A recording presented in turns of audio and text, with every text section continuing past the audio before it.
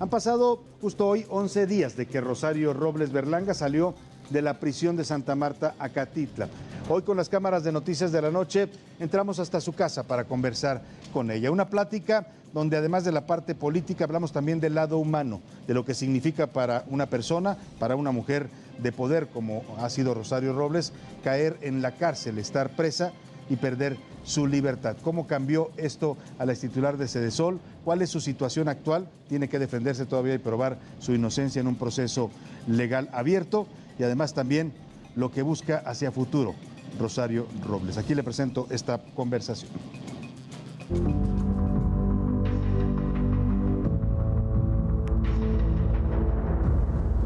Estamos con la maestra Rosario Robles, exsecretaria de Desarrollo Social, exsecretaria también de SEDATU. Y bueno, es un gusto que nos reciba aquí en su casa. Rosario, buenas tardes. Muy buenas tardes, Salvador. Me da mucho gusto saludarte, tenerte aquí en la casa. Gracias por esta plática. Has estado hablando con algunos medios y nos da gusto que nos recibas. Y la primera pregunta que te quiero hacer es ¿qué se siente estar en tu casa después de 3 años de dormir en una prisión que además las comodidades sabemos no son las mejores? Pues me siento feliz, muy contenta. Llegué a mi casa y como aquí la habitó mi hija Mariana, porque es bien importante decir esto, no estaba la casa fría, no estaba la casa deshabitada, no estaba la casa mal, sino parecía que entré a la misma casa en la que un día, o sea, como si un día antes me hubiese ido. Así sentí, así sentí. Desde luego estar en mi cama, ¿no? Y la regadera, porque pues allá yo decía que hacía como 100 abdominales diarios, porque era... Bájale, súbele, bájale, porque era jicarazo. Pues realmente es una comodidad que ojalá la hubiera en la cárcel, ¿no? Porque el tener regadera y agua corriente debiera ser un derecho. Que en sentido estricto debería haberla, ¿no? Exactamente, lo que pasa es que Santa Marta, Acatitla, pues está ubicada en mero Iztapalapa, donde sabemos que no era un problema solo de Santa Marta, Acatitla, este tandeo, sino de una parte muy importante de esa alcaldía, que tiene años. Pues yo me acuerdo desde jefa de gobierno cuántas obras se hicieron para ello, pero pues aún no se logra resolver ese problema. Hoy, en estos días que has estado ya fuera de prisión, ¿qué fue la cárcel? ¿Qué fueron 3 años de perder la libertad para Rosario Robles? Pues fueron muchos momentos diferentes, sensaciones diferentes, estados de ánimo diferentes. Al principio, desde luego, desconcierto enorme. Cuando yo llegué ahí y tuve que pasar por ese umbral donde te piden el nombre, te ponen las huellas y todo esto, y decía, no lo puedo creer, o sea, ¿por qué me están haciendo esto a mí? Y pues el que tengas una persona ahí cuidando el área en la que yo estaba, en la noche a su estancia y te encierren con un candado, ¿no? Esa primera noche pues fue brutal. Y a la mañana siguiente tu nombre y tengas que decir que aquí estoy y te abran ese candado. Pues yo al principio, los primeros días, el primer año yo creo, que dimos una batalla o que se dio la batalla porque se impugnara todo eso que había pasado en el procedimiento de vinculación, sobre todo argumentando pues, que era un juez que tenía un conflicto de interés, un abierto conflicto de interés, pero no se nos dio la razón jurídica, era palo. Y luego vino la pandemia, ¿no? Ese primer año yo a veces decía, hasta aquí llegué. ¿Estabas enojada en ese primer año? Sí, claro, estaba muy enojada. Decía que no era justo que a mí me estuviera pasando eso. Enojada con todos, ¿no? Mi hija Mariana, que pues obviamente estaba ahí todo el tiempo, a veces me reclamaba el que me hubiera presentado, el que hubiera tenido, pues ella decía esa ingenuidad de presentarme a mi audiencia. ¿Fuiste ingenua? ¿Te arrepentiste en algún momento de haber ido a declarar? Nunca. ¿No? Yo creo que no tuve otra opción. Yo creo que desde el momento en que me requirieron, que me regresé, además de donde estaba, en Europa, en el momento en que me requirieron, yo quise dar la cara, porque para mí, era la manera de demostrar que era inocente, que no estaba huyendo, que no era una prófuga de la justicia, y entonces jamás me arrepentí. Pero ya al pasar el primer año empecé como a agarrar una dinámica de actividades, obviamente todo el tiempo, los 3 años leí muchísimo. Bajó el coraje, pasó el coraje, ¿y qué pasó en ese momento? Pues es que lo que me ayudó muchísimo es que por la pandemia estaba yo en un área de ingreso que le llaman, y como ahí entraban las personas, las que recientemente ingresaban a la cárcel, podían contagiarnos de COVID. Estaba yo ahí con Miss Moni del Repsamen, sí. y nos trasladaron hacia allá adentro. Yo lloraba como Magdalena, yo decía, oigan, yo lo que quiero es salir, no que me metan más, no que me metan más, dése una oportunidad, Rosario, y no, por favor, yo les firmo que si me da COVID yo soy la responsable, y no, pues ahí vamos con todas nuestras cosas, yo llore, pero para adentro. Pero esa fue de veras una bendición, porque aunque estábamos en un área de protección, teníamos facilidades de bajar lunes, miércoles y viernes, entonces empezamos a convivir con otras personas, a tener zumba, yoga, pilates con ligas, aeróbico. Ya te integraste a todas las actividades. Ya me integré, y luego pues estaba en el club de la vela imperfecta, porque había el de la vela perpetua, y yo les decía, yo creo que hay que cambiarnos ya el de la vela perpetua, porque esas sí se están yendo, algo nos anda fallando aquí. Fui madrina del Rosario el 12 de diciembre, porque me lo pidieron, y yo, pues adelante. ¿Encontraste amigas? Sí, bueno, amigas que antes conociera, no. No, hiciste nuevas amigas. Claro, es que ahí te encuentras gente que no das crédito porque está en la cárcel. Teníamos nuestra maestra de inglés, una señora. Hicimos un grupo donde 3 eran abogadas, o son abogadas, muy buenas, y que están ahí de veras por absurdos. Entonces, algunas por venganza de otra persona poderosa que utiliza a las instituciones por afectar a una persona. Te puedo decir que hay quienes están ahí porque algún embajador, les ha hecho la vida de cuadritos, ¿no? Pero de lo más decente. Entonces era mi grupo con el que siempre platicaba, y entonces cuando empezaron sobre todo a ir conmigo, ¿te buscaban? Mucha gente, y me mandaban cartas de los otros dormitorios, porque por la pandemia no podíamos ir de un dormitorio a otro, se limitó muchísimo, se tomaron medidas muy importantes. Yo debo reconocer que a nosotros se nos obligó el uso del cubrebocas antes de que se dijera a nivel nacional, obviamente el lavado de manos, se sanitizaba todo el tiempo el penal. Se restringieron las visitas a 1 a la semana, y fue muy bueno en términos de que no hubiera un contagiadero. Malo porque no pudieron entrar los niños pequeños, y eso a las mamás de ahí pues les dolió muchísimo, ¿no? Les dolió muchísimo. Pero este grupo con el que yo trabajé, pues es el grupo con el que inventamos la idea de una carta el 8 de marzo dirigida al ministro Saldívar, y pues cuyos resultados todavía están. Terminaron en cosas históricas como la visita de Saldívar, ¿no? Así es, y luego la revisión de estos casos que ya han sido liberados. ¿Cuántas mujeres ya han sido liberadas con este? Pues bueno, ellos hacen el cómputo de que 3 el día de ayer, pero yo creo que no están llevando en su contabilidad muchas mujeres que después de la visita del ministro presidente se fueron a sus audiencias y hubo un cambio radical de los jueces. Yo no sé si sentían que teníamos teléfono rojo con el ministro Saldívar o algo así, pero salieron absueltas. Y fue después de eso. Había pasado en años, exactamente, exactamente. Fue muy interesante el cambio de los jueces, porque en efecto, pues las tenían y las traían y las regresaban. Y al final de cuentas, de repente, Rosario, ya me voy, porque todo el mundo me iba a decir, ¿no? Así como me iban a contar sus situaciones, me iban a contar cómo estaban sus procesos, que yo pues ni abogada soy. Pero te veían como alguien que las podía ayudar. Que las podía ayudar. Dar voz.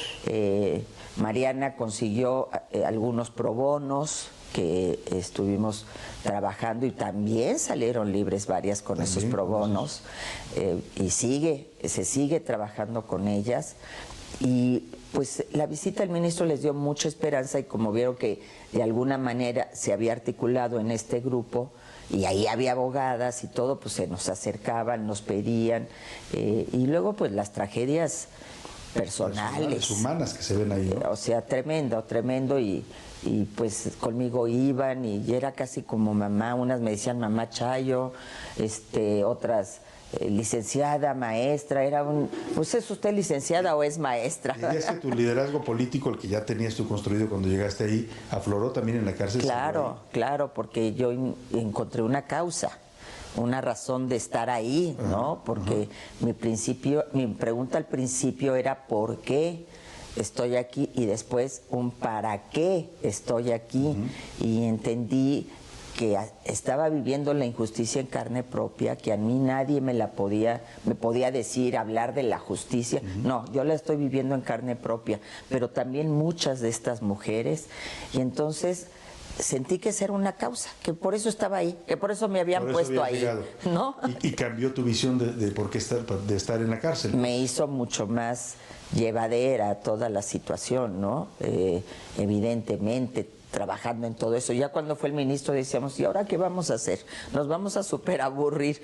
Pero luego llegaron los defensores de oficio que mandó el ministro Saldívar, y realmente a su titular, de veras que yo creo que es toda Santa Marta, y yo le estoy muy agradecida. ¿Tú crees que eso fue clave para que fueras finalmente liberada después de tantos, como dijiste tú, tantos reveses jurídicos?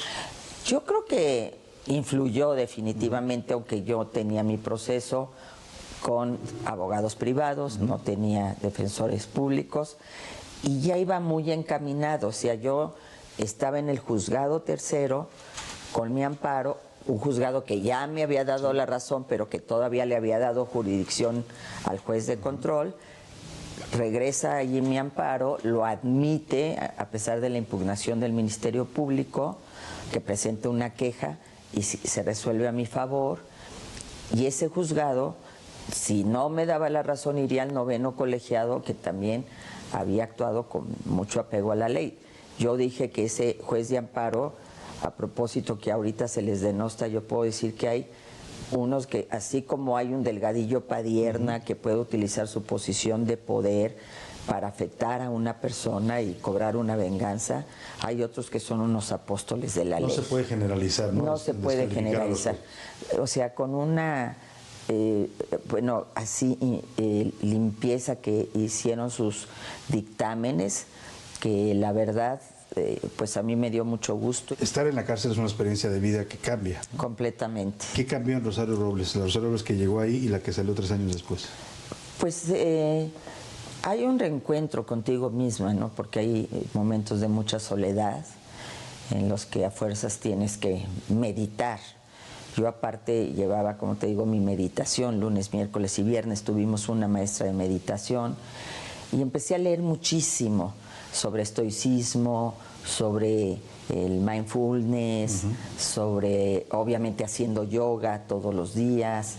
Y todo eso me fue cambiando, ¿no? Como que me fue dando una fortaleza de pensar, lo que importa es lo que piensas tú de ti, no lo que piensen los demás. Porque a lo mejor cuando estás en la política, lo que te importa es lo que piensan. Siempre, cómo te perciben, cómo te ven. Exactamente. Entonces, fue un cambio en el sentido de decir, sí es cierto, si yo estoy bien, si yo soy inocente como lo soy, si yo estoy aquí de manera injusta, lo que importante es esto que estoy sintiendo. No es que me volviera una estoica, ¿no? Porque seguía viendo días buenos y días malos, claro, sino porque empecé a cambiar la jugada, empecé a cambiar de juego, leí mucho sobre perdón y reconciliación, estudié mucho a Mandela, porque te lo encuentras en las paredes de la cárcel, ¿no? Es una decir, inspiración para no, bueno, obviamente el protocolo Mandela, lo que te tienen que aplicar ahí, etcétera. Y dije, bueno, si este es hombre, después de 27 años, masacrándole a su pueblo, le metieron a la cárcel a su mujer, a su familia, no salió con deseos de venganza. Digo, qué mayor inspiración que esa, ¿no? Salió a reconciliar a su país. Bueno. ¿Y Rosario sale con deseos de venganza o cómo sale de la cárcel? No, yo siempre he dicho que no soy de venganza, que soy de justicia. Quiero justicia, eso sí, en mi caso, en el de muchas otras mujeres, que se ha convertido ya en una causa para mí, y justicia para el país. Entonces, no quiero vengarme, porque en la meditación aprendí que eso hay que dejarlo atrás, que el pasado ya no lo puedes modificar. No se va a cambiar. Ya. A lo mejor pensaron que teniéndome ahí me iban a quebrar, y no lo lograron. Estoy firme, obviamente ahorita encaminada a terminar mi proceso legal, a disfrutar de mi casa, de mi hija. Te quería preguntar lo que decías, me querían quebrar. Te presionaron, y lo dijiste en una plática que tuvimos, querían que declararas en contra de otros funcionarios del gobierno de Peña Nieto. ¿Por qué no lo hiciste? Porque uno ve a muchos de los que han caído en tu situación y terminan dando información de todo el mundo. Y además falsa, ¿no? Porque no la han podido ni comprobar. Porque hubiera sido una mentira. Porque esta fue una propuesta de mis abogados, que esos abogados que yo tenía en ese momento decían tener muchos vínculos con la 4T y con algunos subprocuradores, etcétera, o subfiscales. De oportunidad. Y que pues que yo lo que necesitaba era ofrecer qué, ¿no? Y entonces pues yo decía, a ver, yo no quiero que alguien esté en esta misma circunstancia por librarme yo y por una mentira y ser una traidora, una delatora, una soplona. O sea, tengo años de carrera política, yo he llegado a un nivel, soy un referente porque yo lo veía adentro. Y no voy a permitir que me acaben de esta manera, que me saquen por la puerta de atrás para que después tenga que estar en un juicio y a esa persona le tenga que demostrar. Sí. A mí nunca nadie me dio una instrucción que no fuera cumplir con la ley. Y bueno, yo hasta tuve que aclarar, porque el abogado salió a decir que yo ya iba a declarar. Este mismo día subí un Twitter diciendo que eso era falso y se acabó esa relación. Afortunadamente, ese tema lo tomó el doctor Carranca, Raúl Carranca, con sus abogados, los Garrigós, y esa espada de Damocles que yo sentía que tenían sobre mí, con la otra causa que me iniciaron, que es absurda, lograron una suspensión definitiva, y eso ayudó mucho para allanar el camino también. Tú no quisiste ser traidora, pero a ti muchos se traicionaron. ¿Tu lista de amigos, tu agenda cambia antes y después de la cárcel? Bueno, pues sí, tengo palomitas y tengo tachecitos. No le guardo rencor a nadie, evidentemente, pues entiendo hasta circunstancias. Y sin embargo dije, no, yo no me presto eso, porque pero yo si aspiraba. ¿Quiénes afuera te traicionaron, te abandonaron, pues? ¿Tus amigos del sexenio de Peña Nieto? No, muchos estuvieron ahí conmigo, ¿no? Al principio incluso me visitaron, ya vino la pandemia y ya no se permitió. Estuvieron muy pendientes de Mariana, yo hablaba con ellos por teléfono, etcétera. Entonces, pero pues todos estaban con las manos amarradas, muy difícil la circunstancia para todos, pero la solidaridad siempre la tuvieron, muchos. Otros no.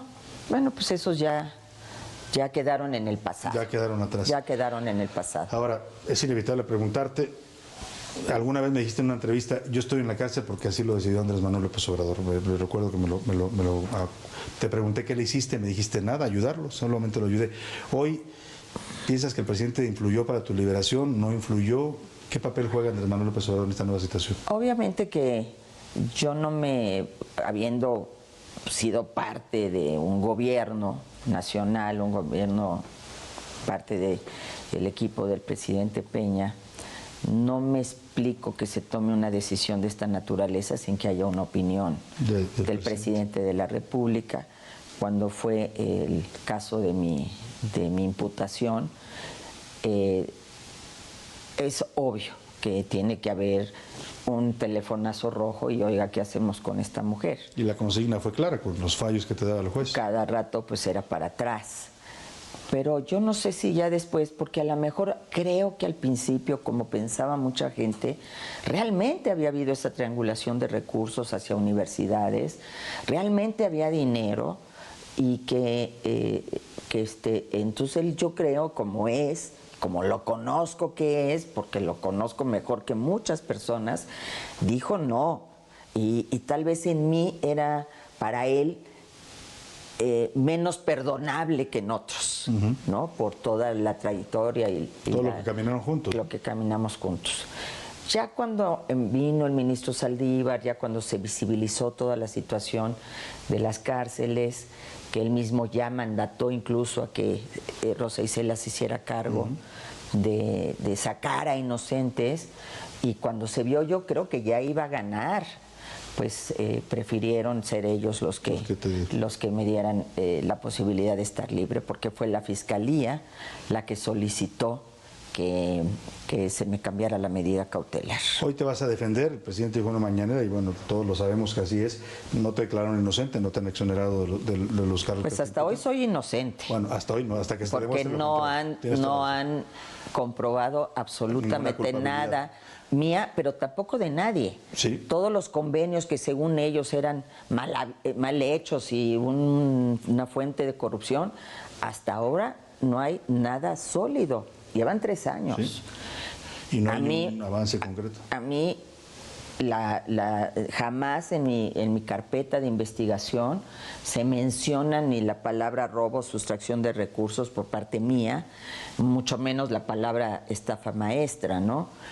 Se menciona que yo fui omisa ante actos de terceros. Sí. Y yo digo, ¿y dónde están los terceros? No hay nadie en la cárcel.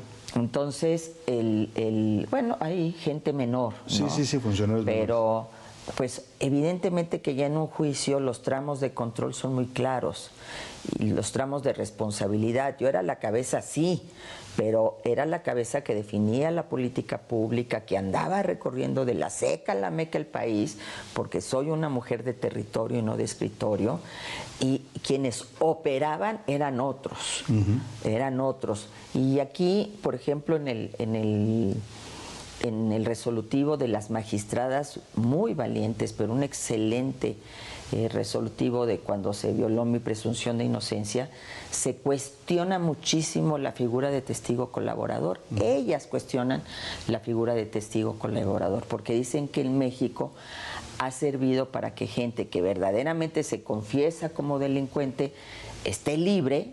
Sí, porque en Estados Unidos el presidente dice, no, es que se usa mucho en Estados Unidos, sí, pero están en la cárcel. Se les disminuyen las condenas, tienen ciertos privilegios. Tienen un trato eventualmente, pero no dejan de enfrentar un proceso legal. Exactamente. ¿Y en tu caso fue finalmente quién? ¿Emilio Cebadú? Bueno, él presentó un escrito señalando una serie de cuestiones que se ajustaran a la narrativa. Yo mira, también me dicen, oye, Emilio, pues lo entiendo.